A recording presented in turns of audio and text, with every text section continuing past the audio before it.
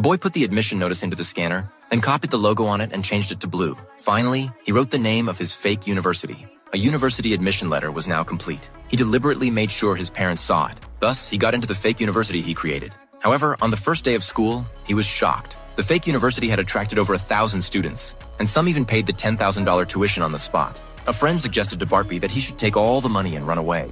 But Barpy, of course, wouldn't do that. He gathered all the students in the hall and was ready to tell them the truth. However, before he could speak, the students expressed how lucky they felt to be there, because they had all been rejected by other schools. Seeing this, Barpy instantly changed his mind. To help these students, he decided to keep the school running. The university had no teachers, and everyone was free to write whatever they were interested in on the blackboard. The teaching power was handed over to the students themselves. Unexpectedly, this teaching model worked very well, and every student was given the opportunity to grow and learn. As time passed, the educational philosophy of South Harmon Institute began to attract more and more students. But just as the school was thriving, the parents of the students showed up in large numbers. It turned out that the president of Harmon University had reported them. In front of everyone, he declared that South Harmon University was just a fake institution.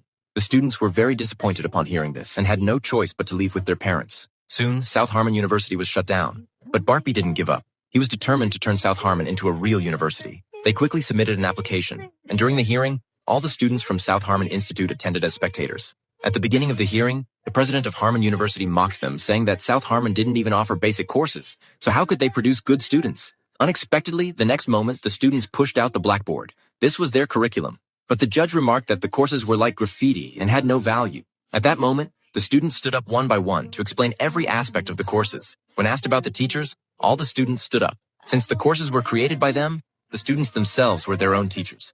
Barpy then stood up and stated that education shouldn't be just about learning knowledge. Instead, it should encourage students' imagination and creativity. After careful consideration, the Ministry of Education believed that Barpy's views were unrealistic. However, they also recognized that the educational philosophy of South Harmon was worth acknowledging.